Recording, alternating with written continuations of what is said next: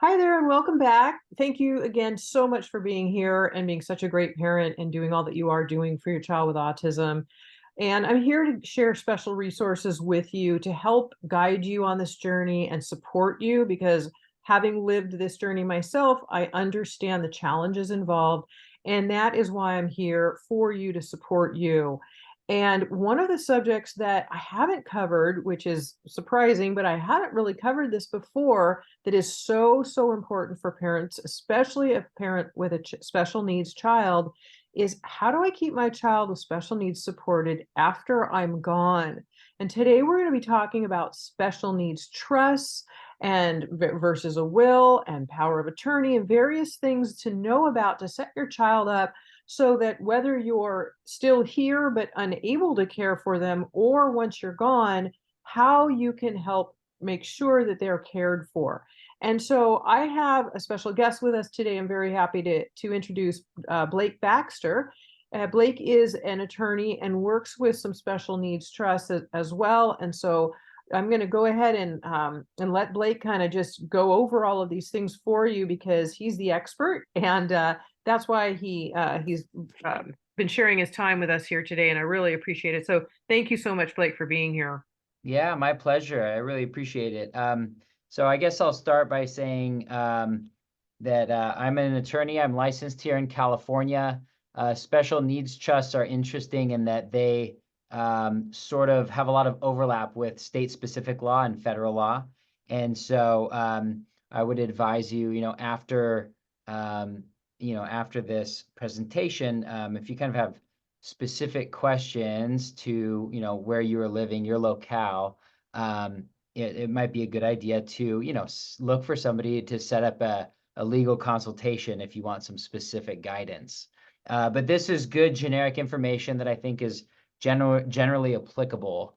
And I guess a great starting point is sort of to talk a little bit about what is a trust? How is it different from a will? And then launch into the special needs specifics. So the basic definition of a trust is that it's a contract to control property.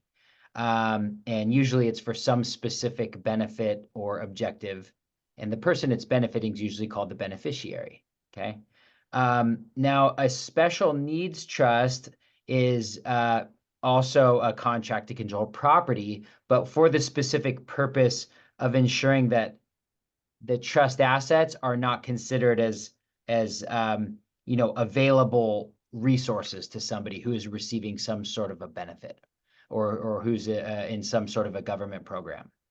Now, to contrast with that would be a will, or sometimes what's called a last will and testament.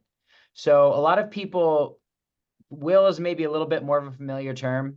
It's kind of displayed a lot in Hollywood and in the books that we read. And the idea is that a will is a testamentary document. That means it's a document where somebody is going to be spelling out what they want to happen with their assets when they die.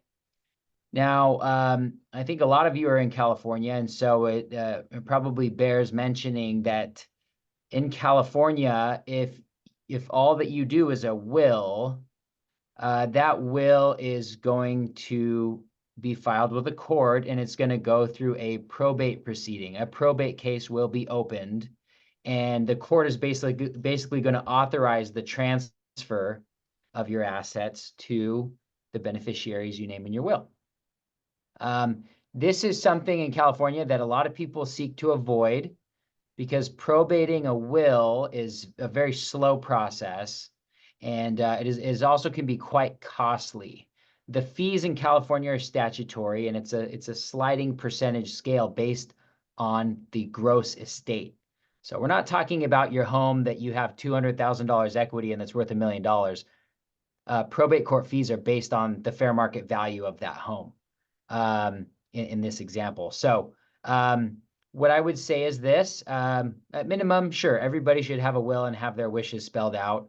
But doing a trust is probably the best way to transfer assets privately to your loved ones or whoever you want your beneficiaries to be. Now, what's nice is nowadays a lot of attorneys are including standby special needs trust provisions or supplemental needs trust provisions in there. And what that means is some people know that they have a loved one that they would like some assets to go to. And in other instances, maybe there isn't a family member that with a disability yet. But of course, people are sort of planning ahead for down the line. So we might not just be talking about your immediate children. You might have a child who predeceases you, who has a child of their own that has a disability. So when you are talking about just your generic, revocable living trust is what we call kind of a regular trust or a family trust. It's a good idea to maybe bring this up with the attorney that's preparing your documents to say, or will we be able to include some provisions, some clauses, to ensure that assets are sort of portioned out and set aside in case there is a beneficiary with a special need. So that's one way that special needs trusts get created, is there's sort of a subtrust that gets formed underneath a family trust that, mom and dad create.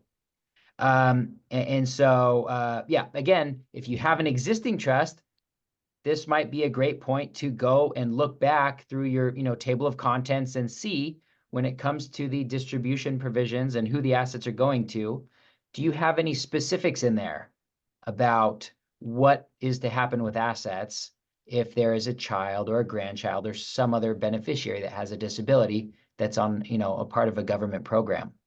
The idea with this all is that, we want to sort of maximize the benefit for the individual with a special need without having them, booted out of their programs and benefits that they're receiving. So I'd say that's kind of the zoomed out bird's eye view of really of how a lot of special needs trusts come into being. Now, the other way that special needs trusts get created is they can absolutely be created as a standalone trust, a standalone document that a person makes and creates separate while they're living. So some people do their trust, and then their assets, at their death, eventually are going to be passed on to beneficiaries. And then sometimes the special needs trust sort of gets formed there. Or you can form a special needs trust now. And there's a few different types, I think, that we should probably touch on. But before I launch into that, I think it would be beneficial, especially to this audience, to talk a little bit, have a little bit of a public benefits overview. So this all is, kind of very personal to me because my longest standing childhood friend of 37 years happens to be an individual with special needs who receives various types of government aid. And so, when I'm talking about this topic, I'm oftentimes thinking of this best friend of mine, Taylor.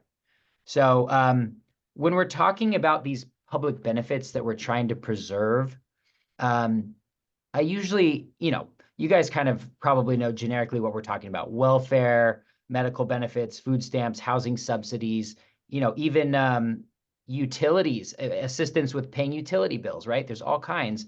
The two buckets I usually like to put those in are basically money benefits and medical benefits. So just by way of an overview, some of the money benefits that we're talking about here would be supplemental security income, or SSI. This is kind of commonly known or talked about as like welfare, right? It's a needs-based program. And then Social Security Disability Income, or SSDI, is not really a needs-based program. It's more of an entitlement program that's sort of based on a person's, work history. And then, of course, I was talking about my friend Taylor, right? Childhood disability benefits would be another one that's sort of in this money, the bucket of money public benefits. Let me just get this switch back over here. Now, in the way of medical benefits, what we're talking about here is, Medicaid, which is a needs-based program, and Medicare, which is a little bit more of an entitlement program, right? Age 65 or older, or for somebody who is younger than 65 but is disabled and has been receiving SSDI income for 2+ years. So those are kind of our two buckets, right? We want to protect these powerful lifelong benefits, the money benefits and the medical. So how do we do that? Because some of them, again, the way that people are eligible and qualified for these, obviously, disability is kind of the first thing on the checklist. But beyond that, right, they're going to be seeing what available resources that person has to provide for them.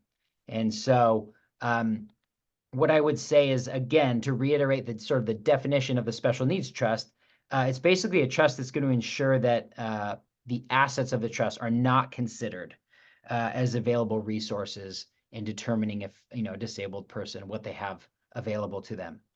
So the first, I guess the starting point when we're talking about the three main types of special needs trust, you have first-party special needs trust, third-party special needs trust, and pooled special needs trusts.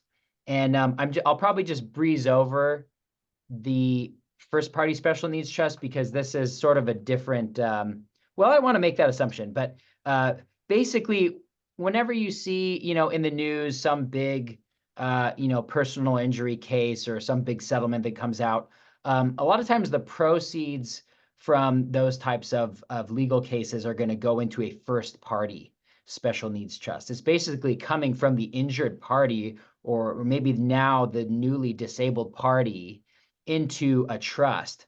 They're also, these first-party special needs trusts are also sometimes called a self-settled special needs trust or a Medicaid payback trust.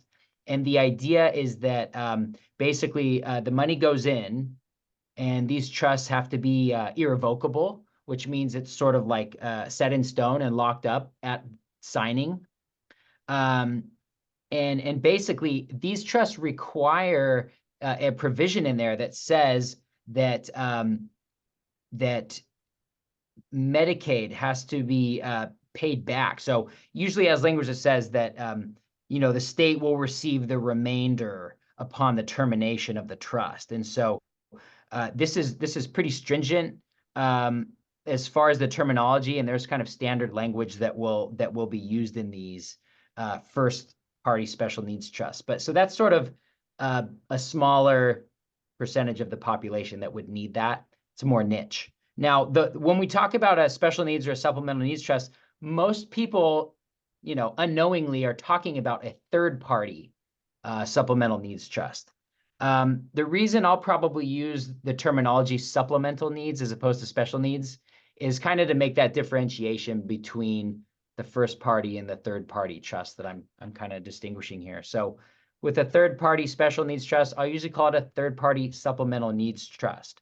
But basically, these are great. They're sort of very flexible. They don't have to be irrevocable like the first party.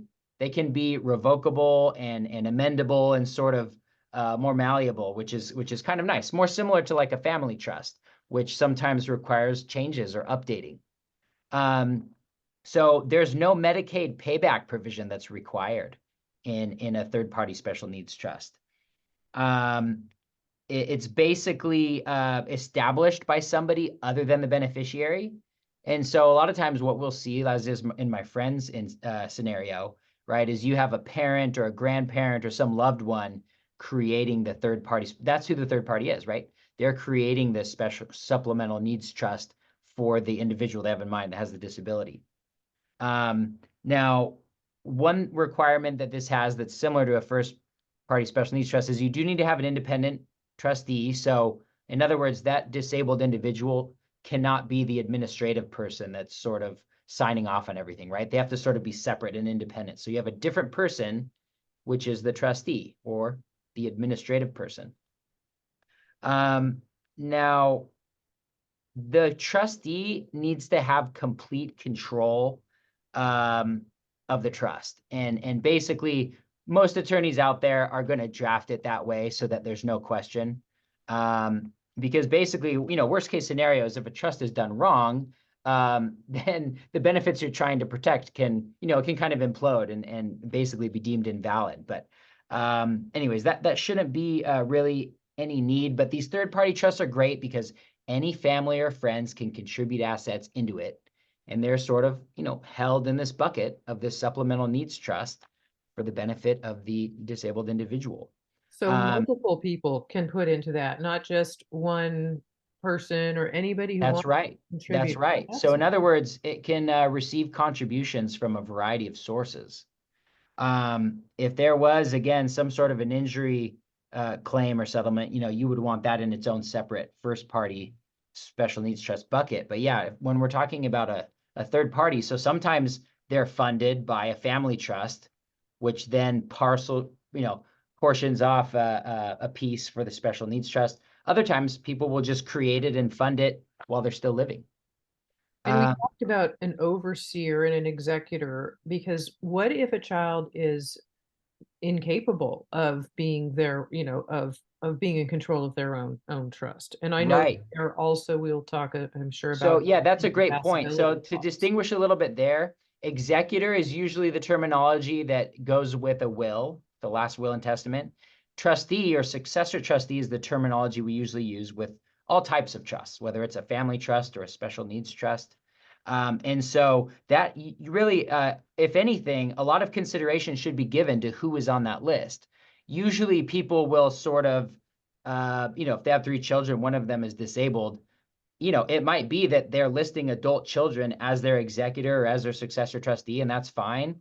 But usually, if there's any question about, disability, you might want to not have that person's name on the list because they would be a beneficiary of the special needs trust.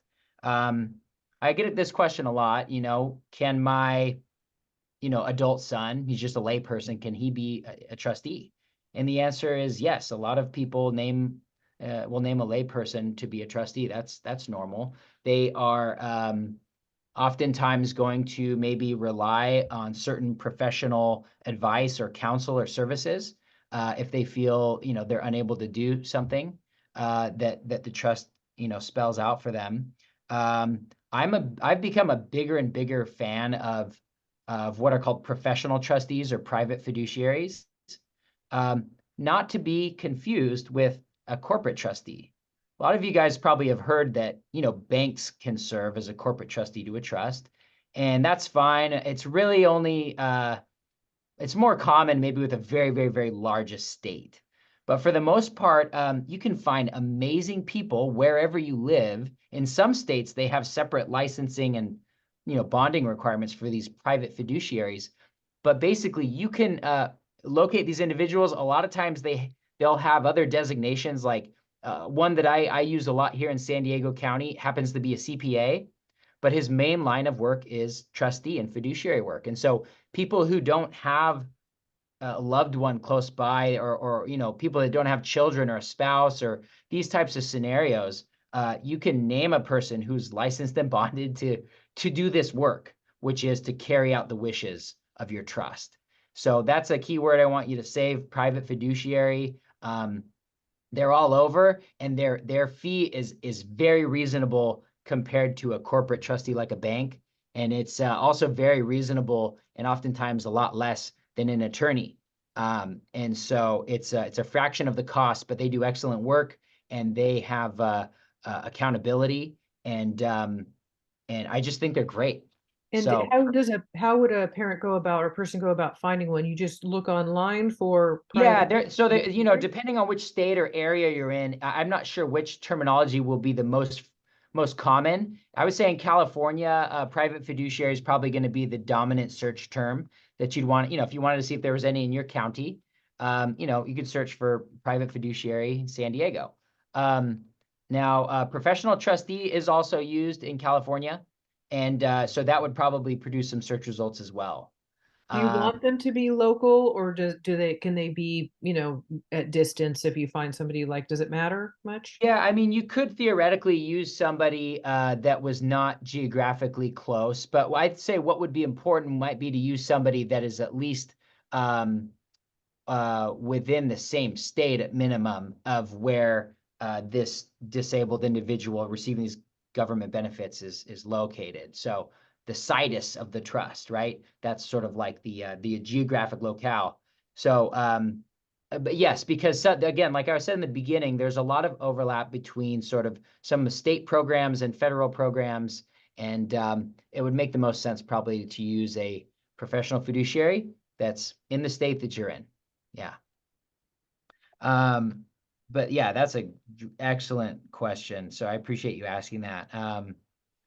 I think that another thing worth mentioning in just kind of in these third-party special needs trusts, there's usually an entire, provision or article dedicated to the distribution provisions or the distribution standards, right? Or the payment of funds out of the trust to that individual. Now, this is maybe sort of the most important part of a special needs trust because that's the part you want to make sure is done right so that they don't lose any government benefits. And so that's where a professional fiduciary would be great. If you kind of had, so maybe a person, names their adult children as their successor trustees, but maybe you use a professional for the special needs trust, just because there's a little bit more red tape and a lot of kind of nitpicky rules that a person would want to, adhere to so that it's effective.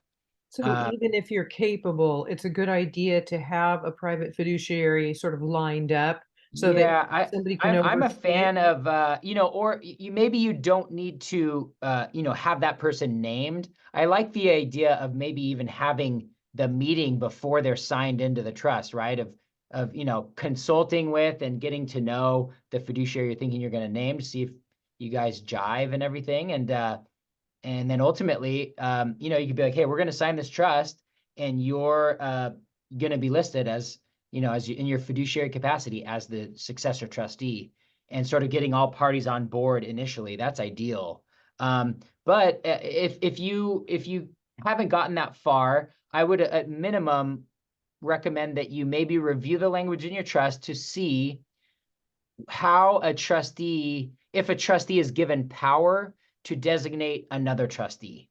Now, if that's written in there, that can just solve so many issues or problems down the road. So maybe you do name your adult children, but at the time of your trust administration, after you're gone, they might be in a different place where they're just unable to do it or to tackle that project. And so it would be very important to look in there and see if there's language allowing a trustee who's in office, somebody who's named to, maybe it's adult child number one, to be able to say, you know what, this is getting complex, especially with the special needs trust provisions. I'm going to designate and appoint a new trustee who happens to be a professional fiduciary.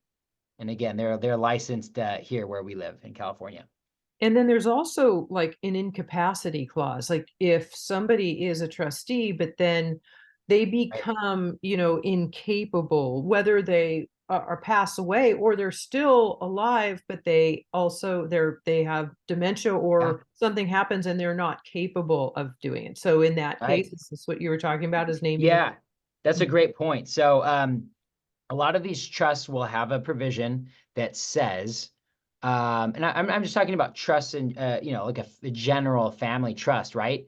Ultimately, mom and dad are probably in control while they're living. They're sort of the trustors or the grantors that have created this instrument.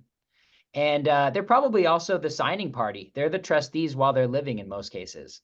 And naturally, when one of those individuals dies, the successor on the list will then step in as the trustee, as the administrative person.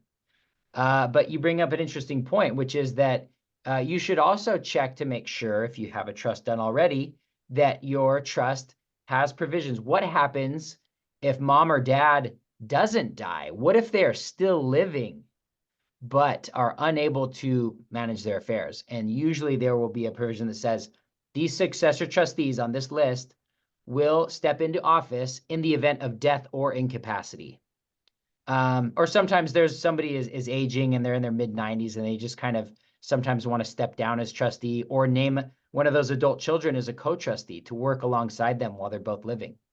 But yes, you'll want to make sure that you have in the trust something there to allow for the trustees to step into office if you're incapacitated. Now, the sister document to this would be a power of attorney document.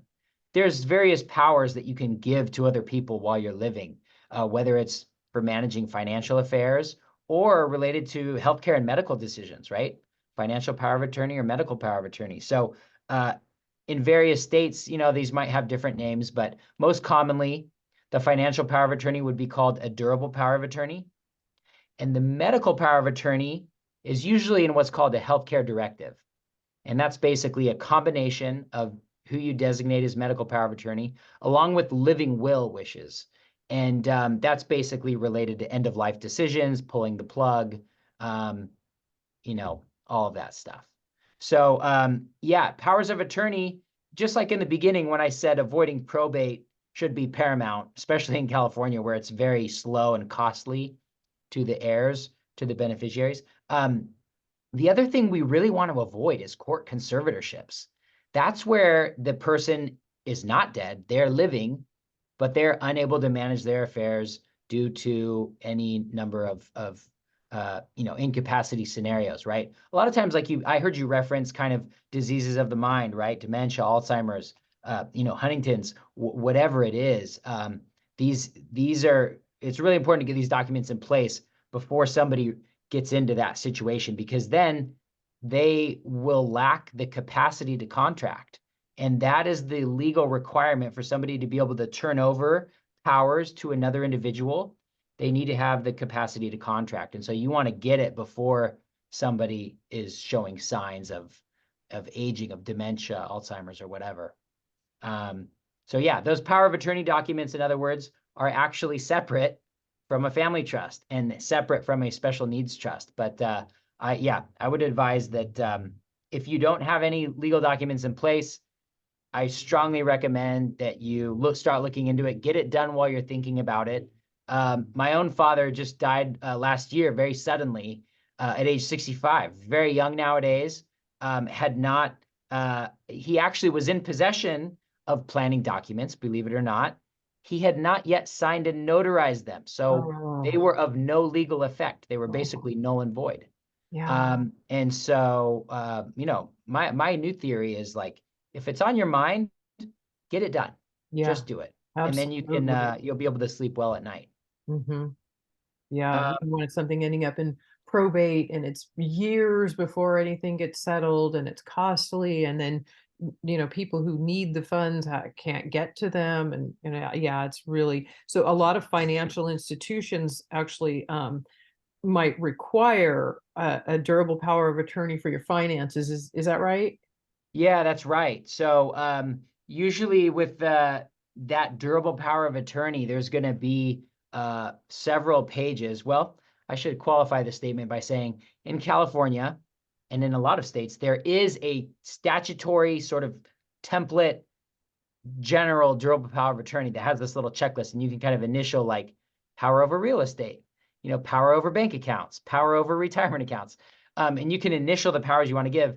I usually advise against doing those. They oftentimes lack a lot of very important powers that might be related to things like gifting and Medicare, Medicaid planning and special needs type stuff. Mm. There's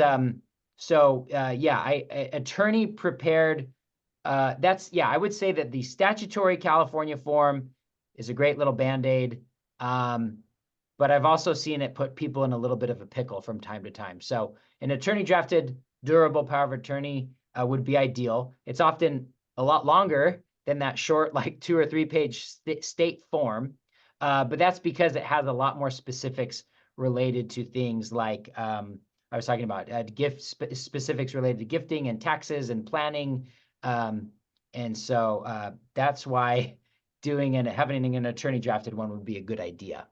And Definitely. we're talking about a trust attorney. Now, is a trust attorney the same as an estate attorney, or is there another Yeah, so term? as far as terminology goes, this would probably apply pretty broadly across the country. Usually, trust attorneys, estate planning attorneys, estate attorneys, those are pretty synonymous, pretty much one and the same. Now, what you will find in specific areas is that there are attorneys who have chosen to focus their practices entirely on special needs planning. Mm, And so that might be another thing that you could Google in your area to see if there are any special needs special needs planning attorneys, in your city.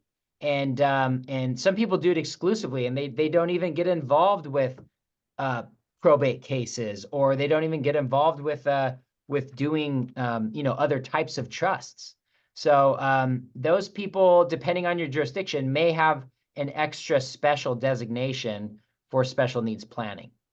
And that's kind of a nice segue actually into uh, the kind of the last two sort of types of special needs trust, or bullet, or a planning, excuse me.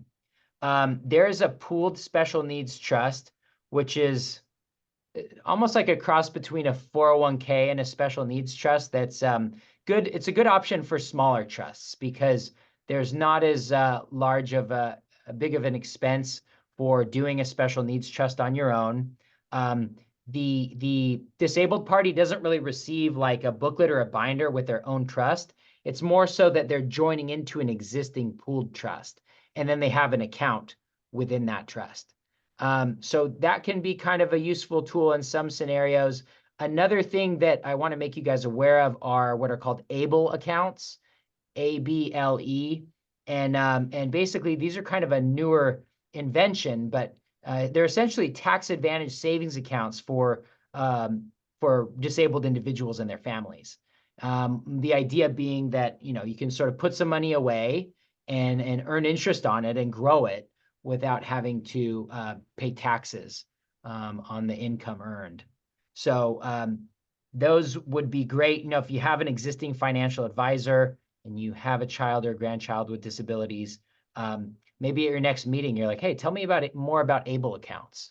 And they can get into the specifics of, how much might be contributed by one person in a given tax year. There's not really a tax benefit for adding to one. There's not a tax write-off or a deduction, in other words, but the benefit is in the growth. So almost kind of similar to what, like a Roth IRA sort of. But yeah, so again, recapping, right? Sort of 4 things you might want to look at depending on your scenario. First party special needs trusts, if you sort of do have that disability, maybe resulting from like a large personal injury scenario.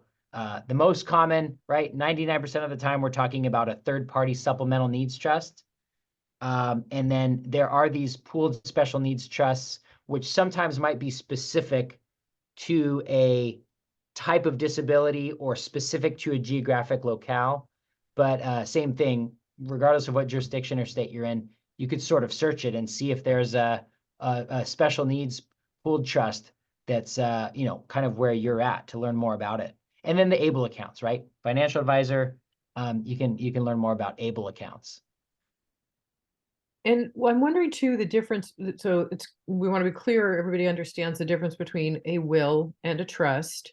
And Yeah. the trust also, as we've been really covering well, and if somebody has a will, it spells out where you want specific items. So you can have something called a pour over will that could actually feed into the trust. Is there a reason why somebody would want both, or is it best to mostly stick to the trust? Yeah, that's a good question. So this will be a little bit more state specific as far as like what is best. But what I'll say generally is this. What you're referring to as far as like listing out specifics is oftentimes what we'll call a personal property memorandum, or maybe a specific bequests list. And what people sometimes do is they will, you can put specific items of personal property, like one vehicle to one specific grandchild, or the piano to somebody, or sometimes even a specific cash gift. Like I'd like $5,000 cash to go to my housekeeper that's been cleaning my home for the last 40 years. So those are oftentimes best placed on a personal property memorandum. It's an addendum really Okay, to a will or to a trust, depending on the state that you're in. right. Doesn't have to be an addendum, but a lot of times that's the format that it takes. You've got the signature page that ends the will or that ends the trust, and then this extra list that lists those things out. The other thing you referred to is the pour over provision in a will. So when you do a family trust, AKA a living trust, a lot of times people will do their will at the exact same time. And what they're doing, a lot of people's trusts, for the most part, might be kind of simple and say, hey, when me and dad, when me and mom are gone, we'd like our assets to go to our children equally, right? Simple. Now, what the will does, a pour over will, is going to be a lot shorter than the trust. It's going to be kind of a very concise, short and sweet document. The main purpose being that pour over provision that says, if there are any other assets out there that are in my name as an individual, my desire and my wish is that those items be transferred or gifted into my trust. So the reason for the pour over is to sort of rescue loose assets from going through a formal probate court proceeding.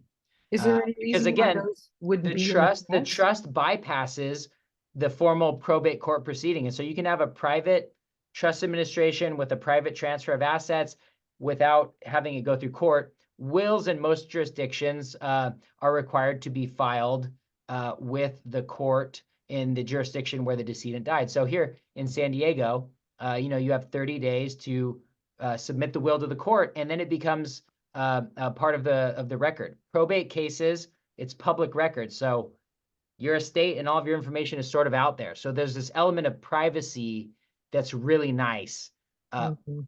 for having a trust too. Yeah, absolutely.